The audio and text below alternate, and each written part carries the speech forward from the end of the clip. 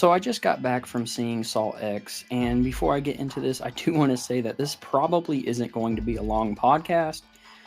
Funny enough, Saw is a franchise that I don't talk about a lot here on the channel, so I'm going to talk about the franchise as a whole here for a little bit. I'm a Saw fan. I would say that I like the franchise. I don't love the Saw franchise. I'm not one of those hardcore Saw fans. Um, I don't know, the whole torture porn or subgenre isn't necessarily my favorite. I don't think it's bad. And when I say torture porn, if you guys don't know what that is, it was very popular in the early, mid, and late 2000s with things like Saw, Hostel, and so on. And I know that that subgenre isn't everybody's favorite, because torture porn is basically just watching people die in creative ways just for fun, basically. I mean, that's why they call it that. But Saw as a franchise, I like. I don't love it. It's a franchise that I do revisit here and there, but it's not one that I revisit a lot. I'm not someone who's deep into these movies like a lot of people are. But I have seen every film. I saw Spiral from the Book of Saw not last year, in 2021 in theaters, and of course now I've seen Saw X in theaters. And the Saw franchise is one that I did grow up with. Now I didn't see these in theaters when a lot of these came out. I was like way too young. But I did watch these movies when I was younger on television, and I remember when some of them came out, I remember seeing, trailers or posters for like maybe Saw 6 or 7, whatever it is. Um, but yeah, I never was like a hardcore Saw fan. So just keep that in mind when I talk about this. And again, well, not again, I didn't say this yet.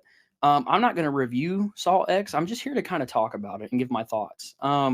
I don't think that Saw X is the worst Saw movie, and I don't think it's the best. I still think the first three Saw movies are probably the best. I probably even like Spiral better. I know a lot of people are going to give me crap for that, because for some reason, a lot of Saw fans didn't like Spiral. Maybe I liked it more because I'm not, really die hard into Saw.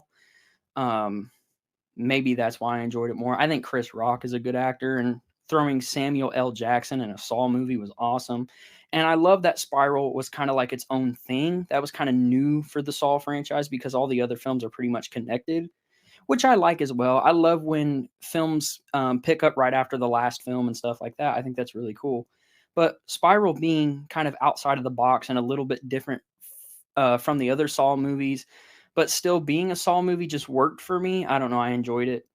But Saw X, I would say, I think it's better than some of the later sequels. But Saw X is definitely a Saw movie. I feel like it feels like the old Saw films that we all know and love. That's why I'm saying it is a Saw movie, because it feels like a Saw movie. This one probably feels more in tune, I guess, with the franchise than Spiral did. I guess that's a word I'm looking for. But Saw X also felt different at the same time. Yes, you had Tobin Bell back as John Kramer, and let me talk about that for a second. Tobin Bell as John Kramer never, ever gets old. We're 10 films in this franchise, and personally, I think they should think about wrapping it up, because the ending of Saw X kind of sets up for another one. I would not be surprised if we get a Saw 11, but I think that this franchise needs to die, or at least needs to die off for a good period of time, just because, I don't know, there's just so many of these movies.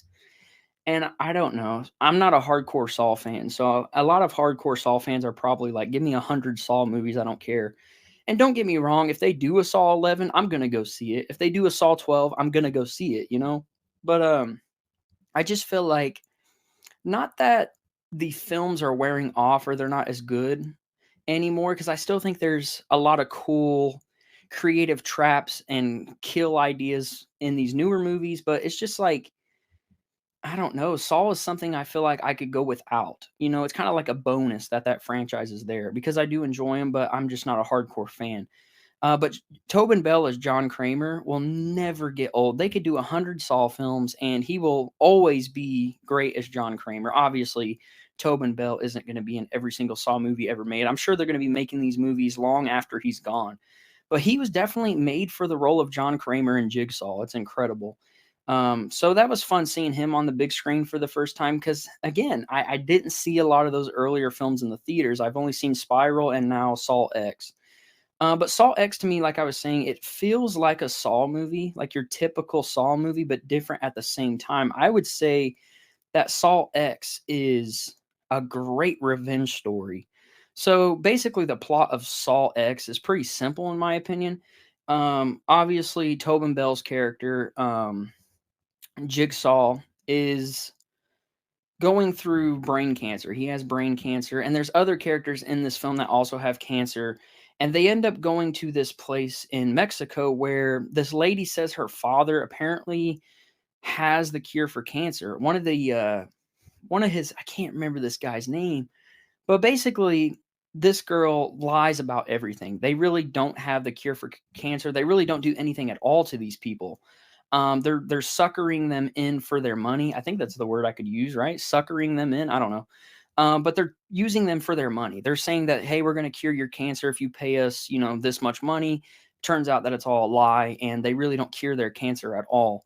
So, Jigsaw is one of those characters where he's kind of good and bad. You know what I'm saying? He's not good, but he's not bad either. Because when he puts these people in these traps or whatever, it's people who aren't good. These are bad people that are getting punished, but he gives them a shot to survive and change their life. Basically, he's saying if you survive this, you get to live, but let this be a lesson, basically. And I love that about John Kramer and the Jigsaw character. And we get that in this. It's a typical Saw movie, and there's not a lot here. It's basically a revenge story. If you're a big fan of revenge horror, then Saw X is definitely for you. And if you're a Saw fan on top of that, then 100% for you. I don't have a lot to say about it. I'm not saying that I'm overly impressed with this movie, but I'm also not saying I'm disappointed. I definitely left the theater satisfied, especially from a 10th installment. By the time you get by the time you get to the 6th film, the movies start going downhill. Saw X is a good 10th installment. I think it's better than Jason X, but I left the theater satisfied with Saw X for sure. And like I said, if you're a Saw fan and a fan of revenge horror, then this movie is definitely for you.